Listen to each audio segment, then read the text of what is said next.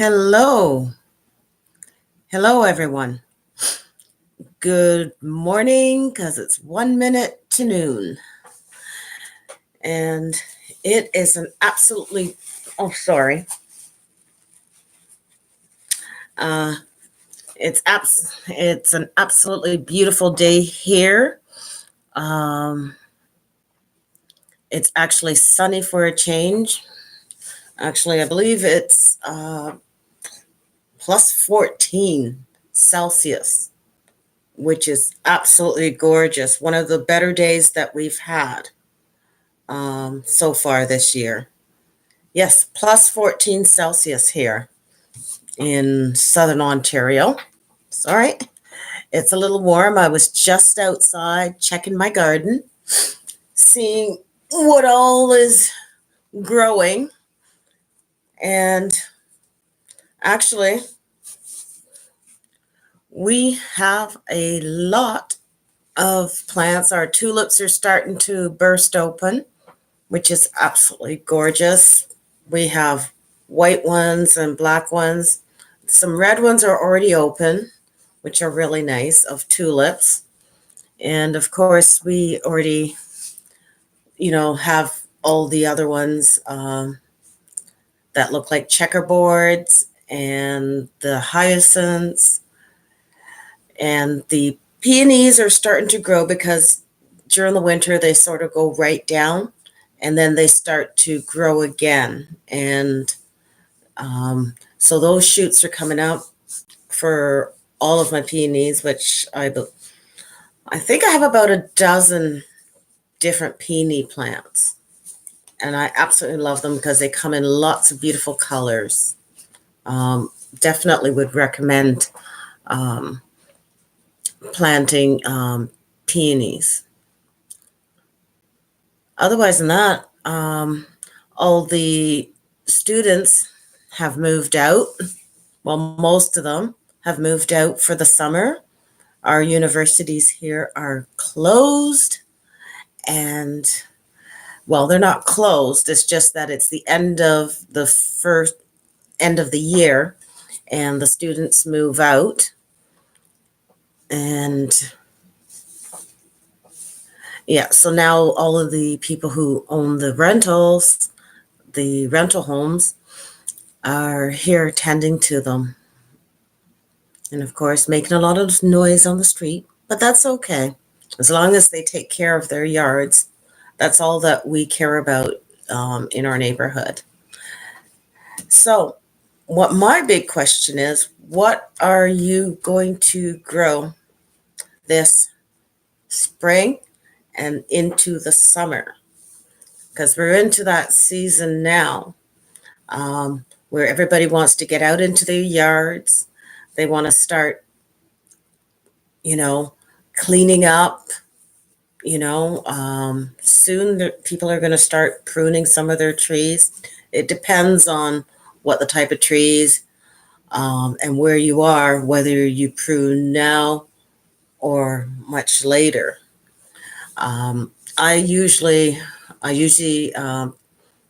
prune my magnolia in June because it somehow or the other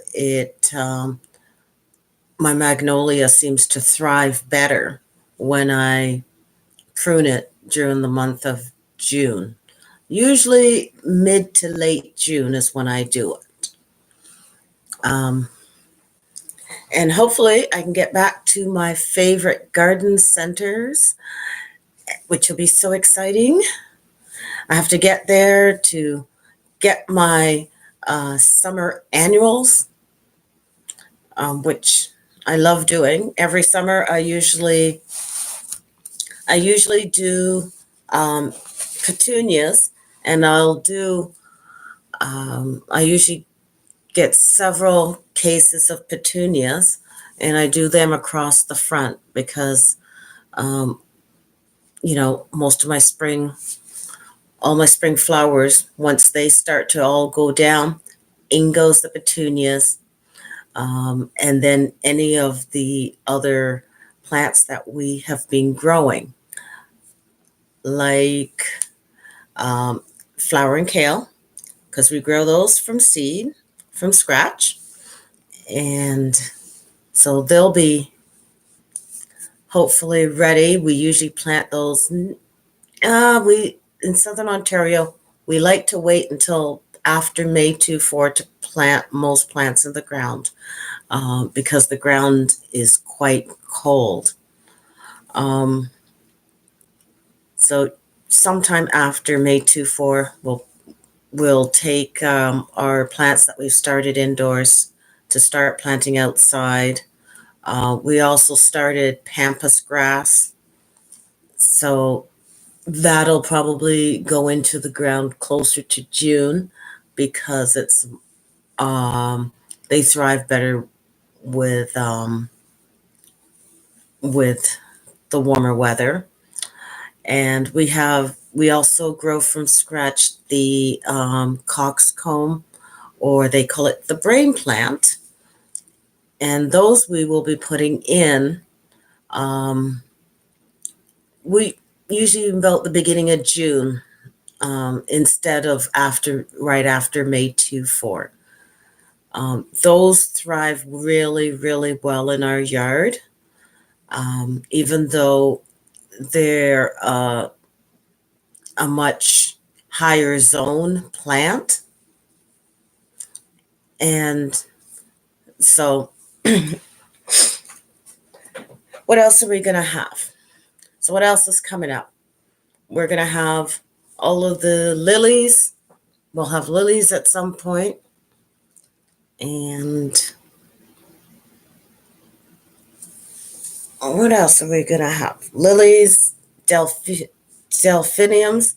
Now, those I have so much trouble growing from scratch or from seed. They sort of give us a lot of problems. So we'll probably go to one of our favorite garden centers and get some more delphiniums. We have quite a few already, but some of them have actually died. So the other thing that we will have coming up, will bloom in June, will be the alliums. And those are really pretty. And believe it or not, there's quite a few different types of alliums. Most of us know the giant ones that grow over 36 inches high, but we also will have, they also have one, I think it's called Christophe, and it sort of looks white, just like the purple big allium, but it doesn't grow quite as high. I believe that one grows about 2 feet. And there's also one that is more red as opposed to the purple color. So that's also very beautiful as well.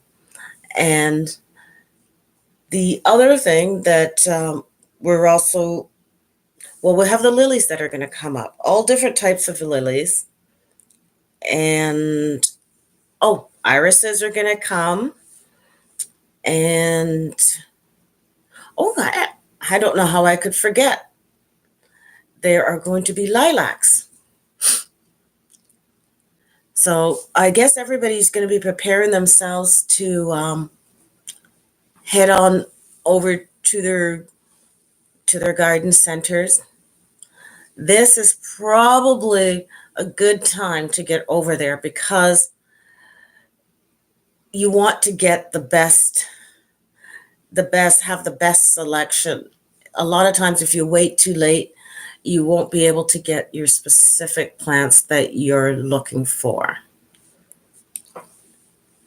And like I said, I pick up my petunias, and I will pick up, oh my goodness, it's a hanging basket.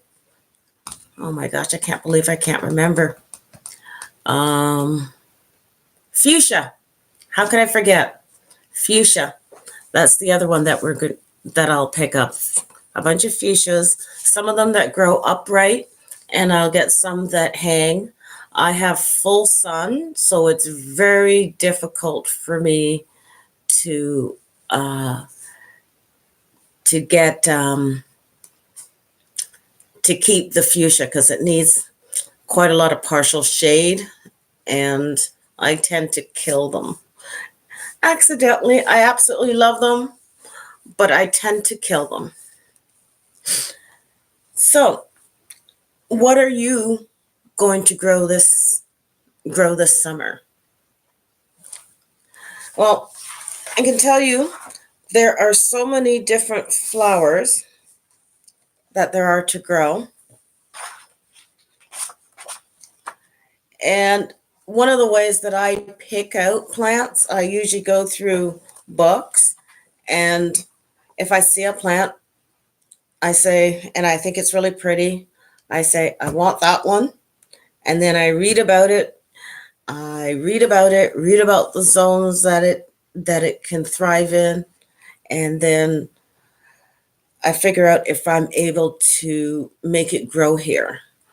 Because I'm a zone, I believe I'm a zone 6A, or is it 6B?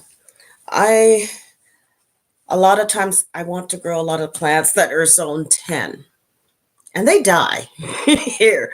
They will not stay till the next year.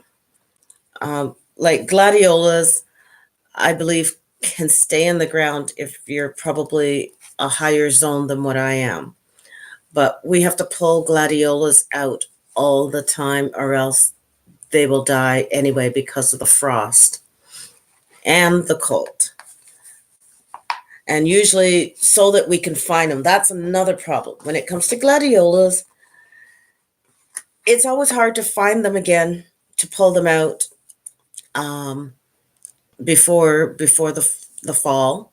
So what we usually like to do, me and my husband, we like to take the gladiolas and we put them in the pots.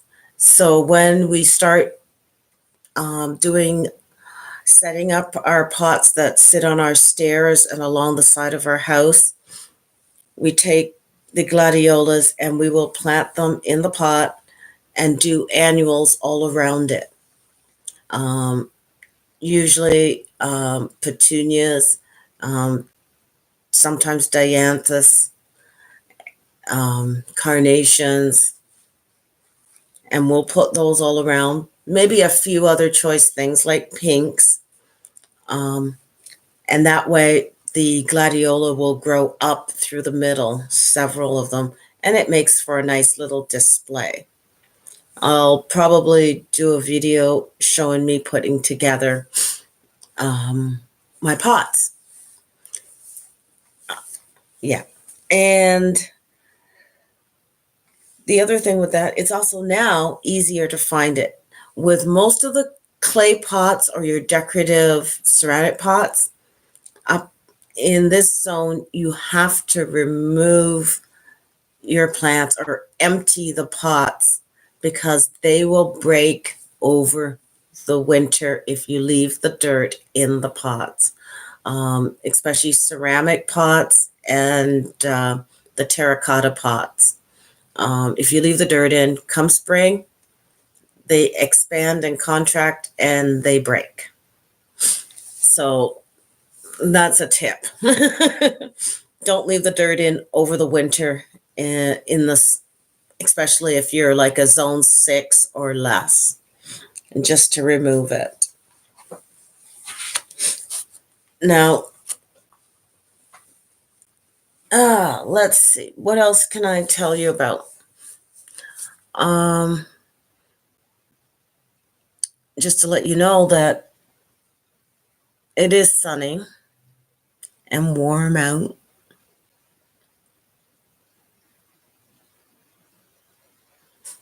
Oh, I'll be right back. I have to go get my tea.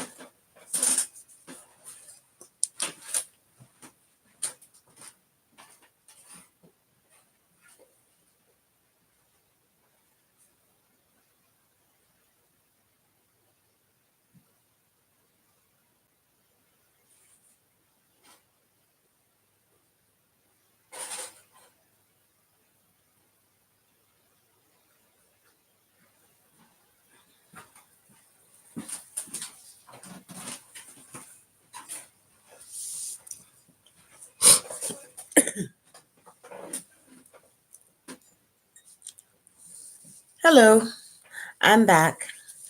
Just had to get my cup of tea in my Pam mug.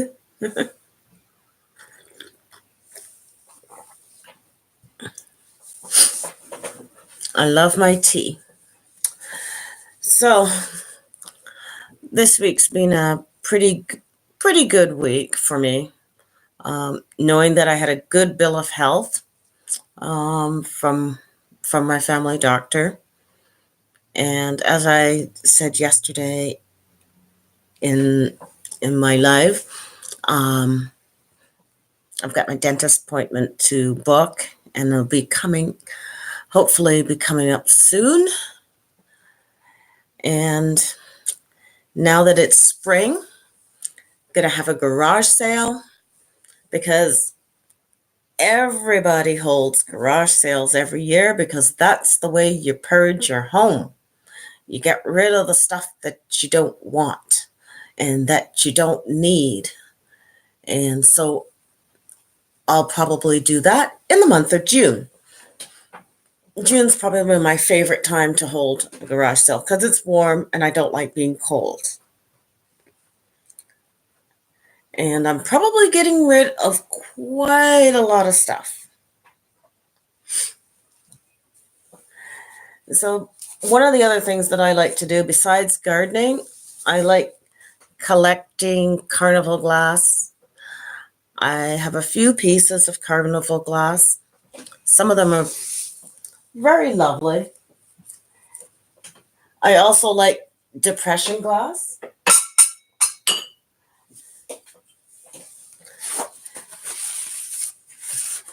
So this is a piece of carnival glass. Can't really see the coloring too much. I don't remember the names of all my patterns. But isn't that beautiful? Don't you love the detail? And then you can look and see right through. But you can tell the color and figure out the color of your carnival glass based on the base. That, I think, is so pretty.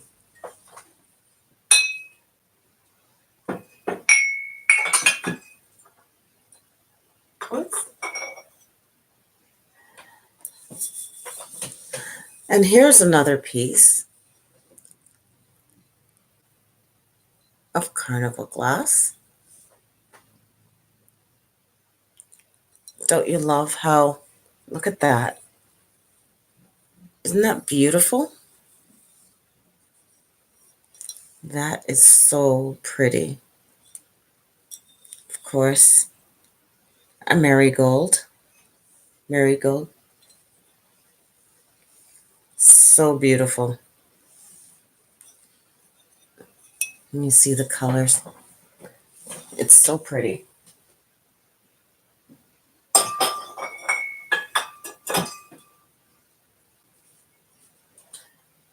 Now here is a tumbler. Look how intricate that is. That's so pretty. Wonder if you can see all the detail on that. And this is marigold as well.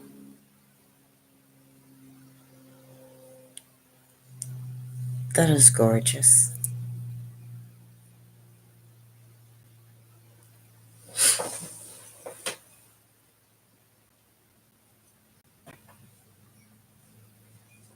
Now,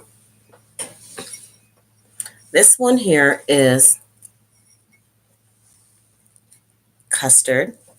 I don't know if you can tell the color. It's just like I'm saying, that's custard. Now, from what I can tell, at one time it's probably been overwashed several, but you might be able to, I'm not sure if you'll be able to see it, but there looks like there was a little bit of gold overlay on it. And that is really pretty. and beautiful base. And these are just called tumblers. They're so cute. I like them. Custard glass tumbler.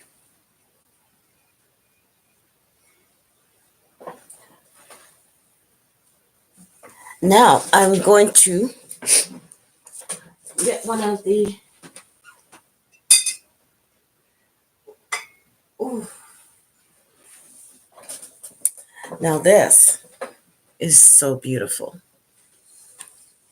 Ice blue. Another carnival glass. Isn't that beautiful? Don't know if you can see some of the detail on it. It's so beautiful.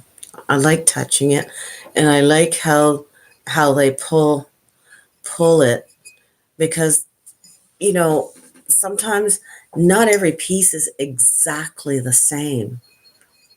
You know, there's, even if it looks almost similar, there's always little different things from when they make them that makes them each piece almost unique.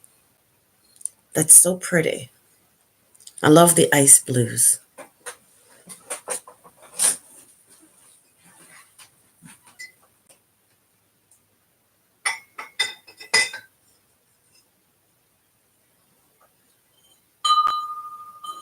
I'm not going to pick that one up. And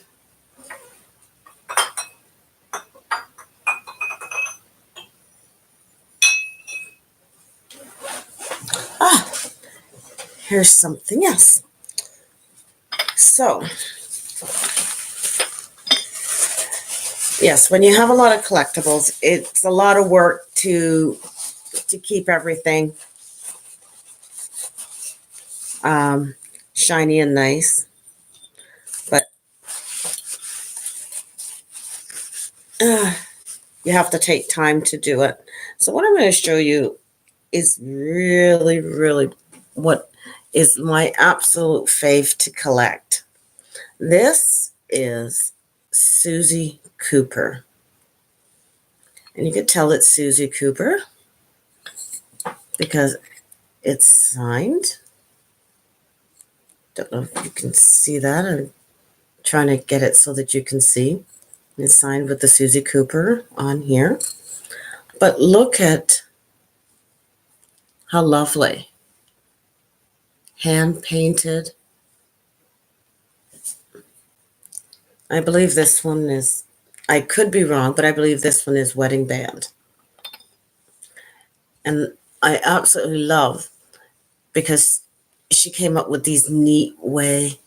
That's one of her signature ways of doing the little lids on her items.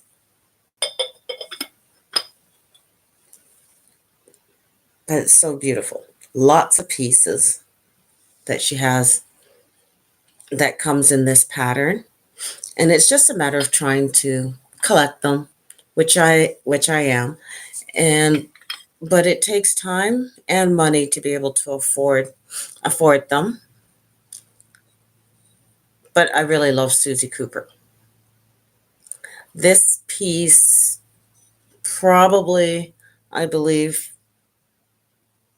would go back to probably the 40s, at least. It's beautiful. She made pieces, right? Oh, gosh. Well, I know she passed away in the 90s. So she also did work for Wedgwood, too.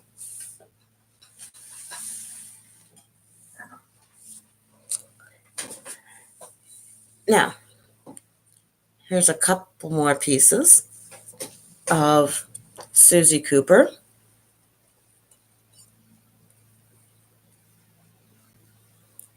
Just really pretty. This has, the pink banding around here. Now, this piece is crazed a lot, which is like those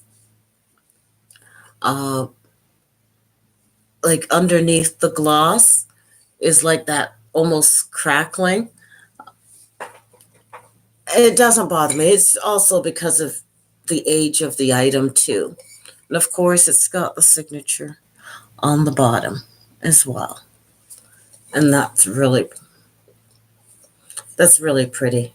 Patricia Rose is the pattern. And this goes back pretty early to the 30s, like 1930s.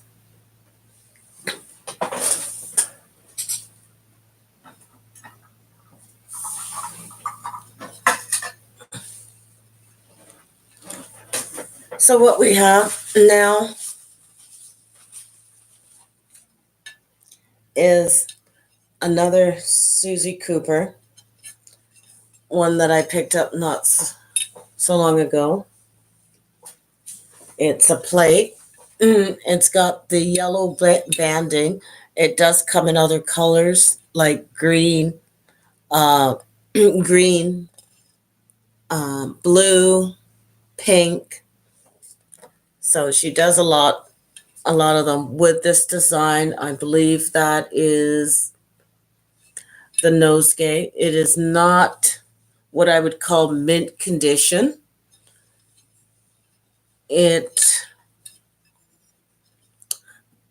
Some of the coloring has faded, and you can tell that it was much loved when somebody else owned this in the past. But look at the design. It is still very pretty. And this would be a dinner plate. Lovely. And of course, the signature. It's so cute with the dancing. So lovely.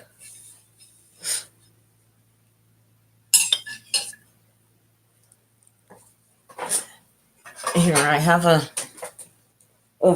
I think this other plate of Susie Cooper I think is in probably just as much of the same condition as the other plate.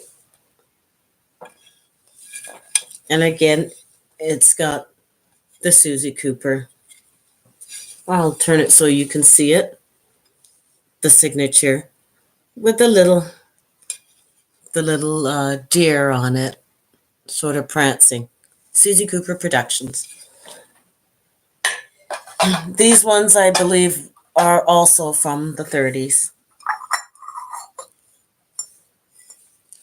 Now I have some more pieces of the Susie Cooper.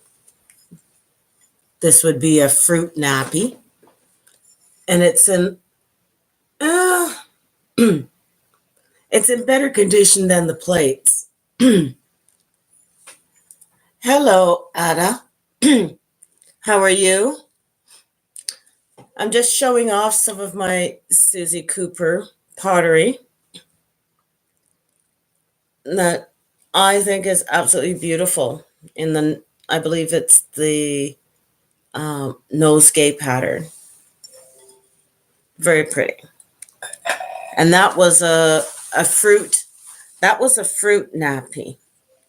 So now we have another piece of Susie Cooper.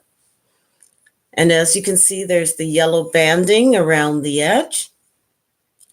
And you can see the pattern. Maybe if I could show you from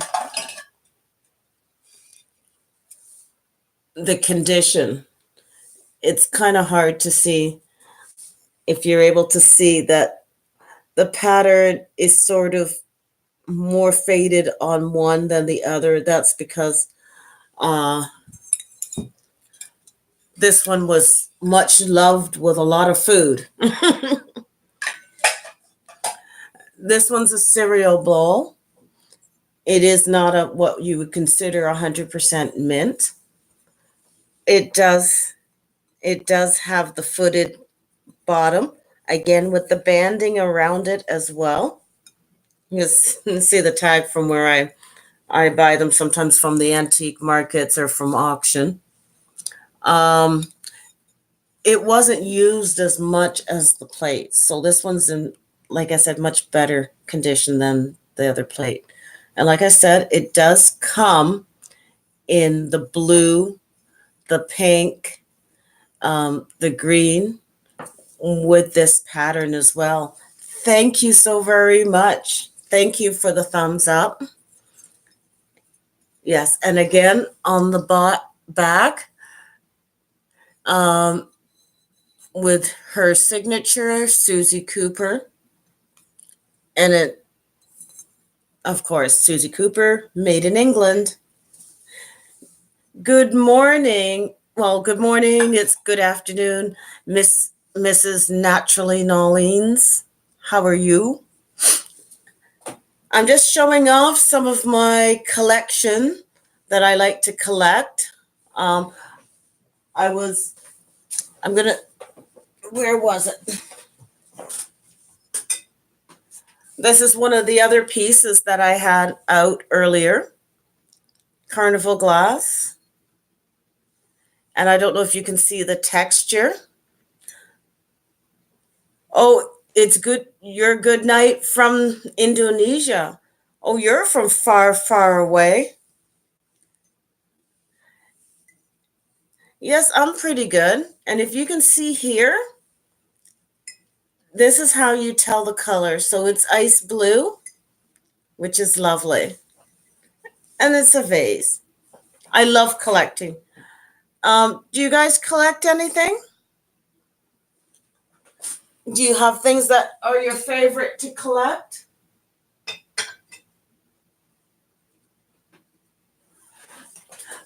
I love collecting stuff. And I try to limit what I'm collecting because it can really overpower your home. Now, this is a candlestick, and I don't know. I I I fall in love with these tall candlesticks. I really like them. This one is a depression glass. So, and it's, I would say it's probably about 8 inches high, and you stick the candle in here. I guess you could do it the other way around, but it wouldn't look good. And, it's nice when you have a couple of them because it could really make your dinner table look really nice. And you put your candles in. I don't tend to put candles in mine. I guess I could do that at one time, eventually. But I just like them just for the beauty of them. Yes. And this is pink depression glass. And I can't remember the pattern. I believe this might be by Jeanette Glass, which is really pretty.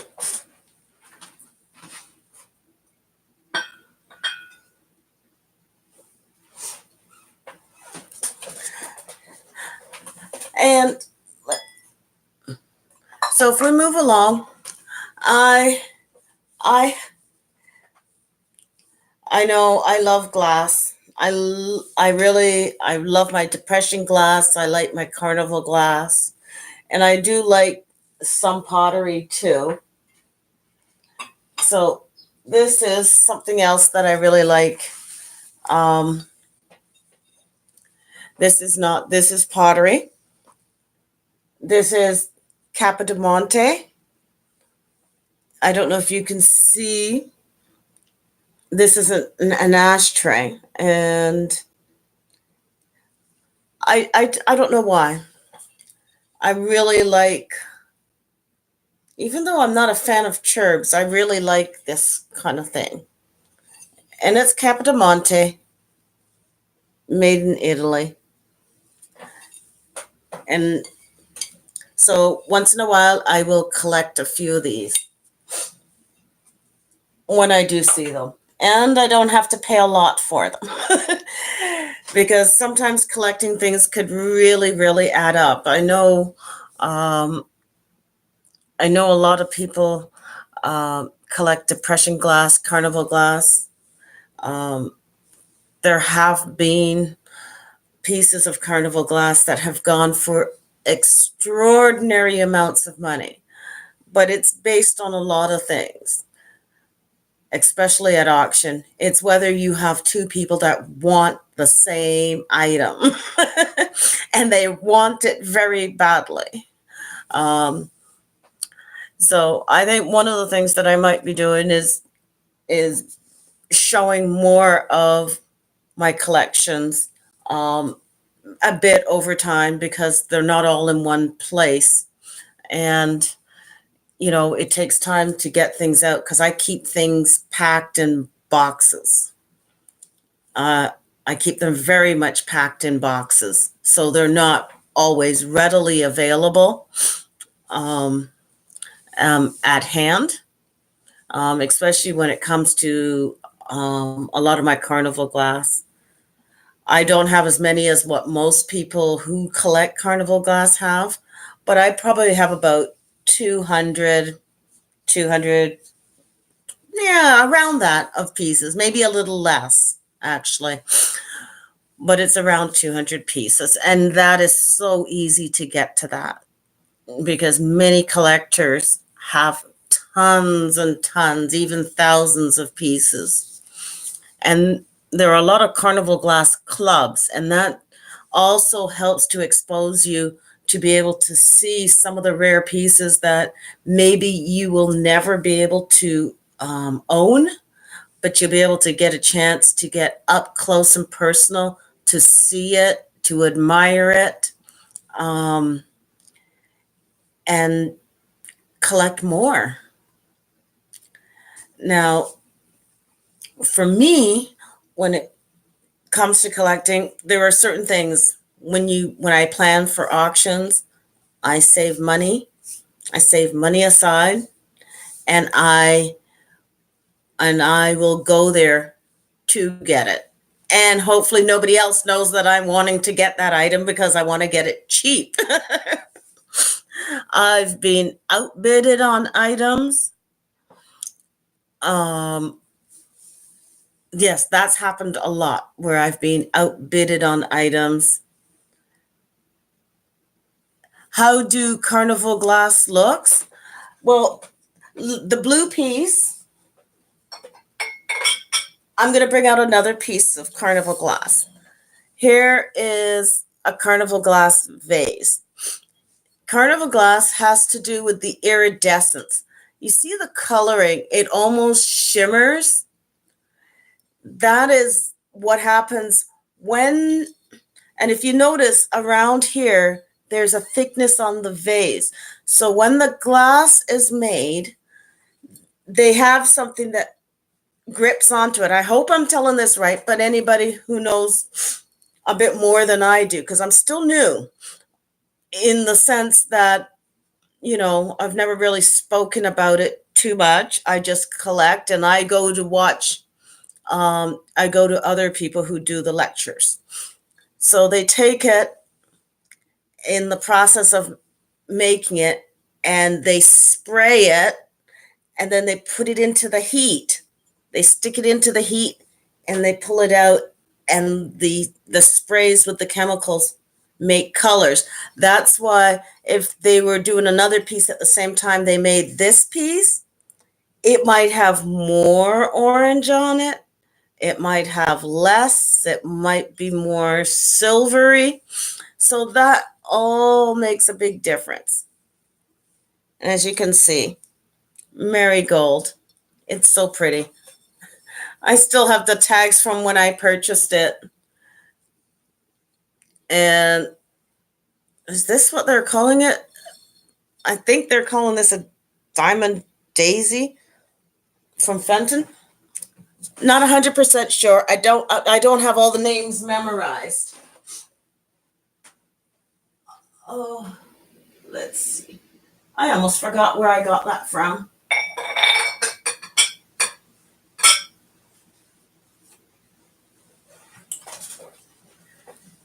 So here is something else. This is what you call a tumbler, and which is obvious. But look at the design on it. And there's the shimmer. And again, you'll find that most of them have these bases because they needed to stick them back in after they sprayed them. And of course, you know the color based on the base. When you get into some of the more the blues and purples and greens, that's sometimes you can't tell by this around what color it is. You figure it out by the base. But this one is so pretty. And it's a tumbler. This one's actually kind of heavy. Most of the carnival glass will have come from the early 1900s. Prior to 1920, approximately.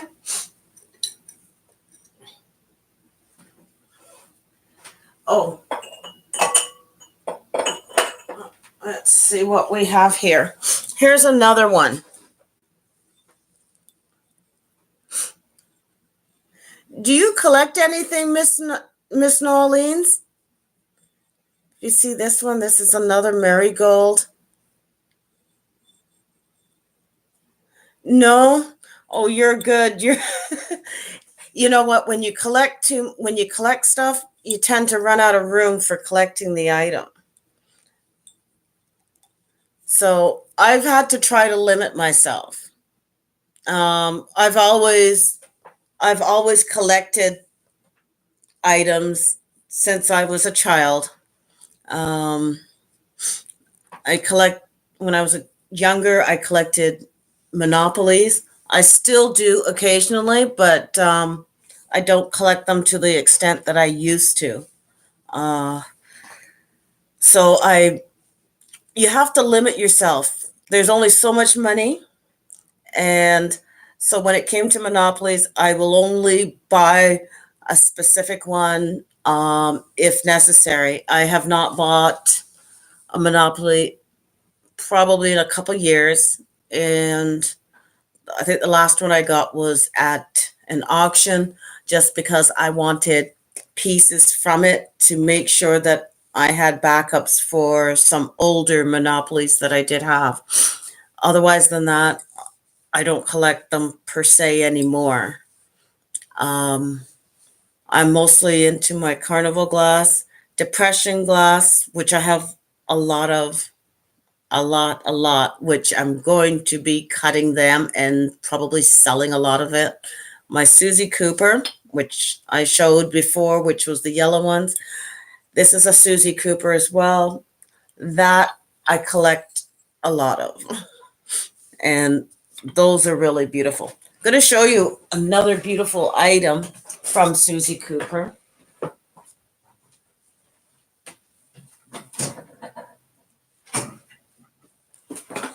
Oh my goodness.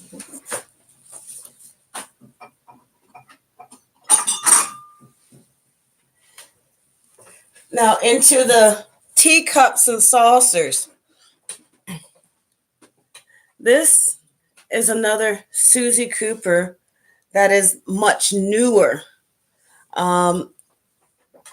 If you notice how thick these ones are, they're very thick. This one is very thinner, and I believe this is probably closer when much older. If you see the whole inside, it is scalloped and it is pink, which is really pretty. And you used to collect plates from different parts of the world where he would travel. Oh my gosh. Oh, that is so sad. Oh. But you know what? You have the travel memories, even if you don't have the plates anymore. That is so sad. I know and I guess that's how I would have to look at it too. If something like that happened, is the memories of having the items and the memories of having gone to the different places and collected them. I really enjoy going to auctions, and I love my Susie Cooper. Again, with her little signature on the bottom, which I really like. And this is a lot newer, probably from the 60s, because she kept making pottery, because I know through the late 60s into the early 70s and 80s, Susie Cooper did pottery. She worked at Wedgwood. So any of her Wedgwood pieces, it probably will say Wedgwood on it, but it'll also have Susie Cooper on it. Some of her patterns are very, very popular from the Wedgwood that she designed at Wedgwood. Susie Cooper was one of those people that was one of the first pottery designers to manage a pottery department as a woman, and which is quite a big feat because most art departments were run by men, especially when you go back to the late 1920s, mid 1920s. So it was very, very amazing that she was able to be able to be honored with running the design department. I believe the company was Gray's Pottery, and I could be wrong. I'll have to double check my information. So what are you up to today, Miss Norleans? Are you planning to do anything? Any gardening? Anything? We actually, for a change, have. Yeah, I know. I think I'm in an avoidance. That's why I'm on here, because. But thank goodness my husband doesn't come home till later, and I feel the same way. You know, there's always so much to do around the home, and sometimes we want to put it off for a little bit. And then I have to cook dinner for my husband, and I don't mind cooking for my husband. Some of my friends tell me I'm crazy that I am always cooking food for my husband. But you know what? Oh, your husband's about to walk in the door, so you got to go. Well, thank you for stopping in, and if you can give me a thumbs up on your way out. Thank you. And say hello to your husband and give him my signature hello. Oh, thank you. And thank you for stopping in on my live stream.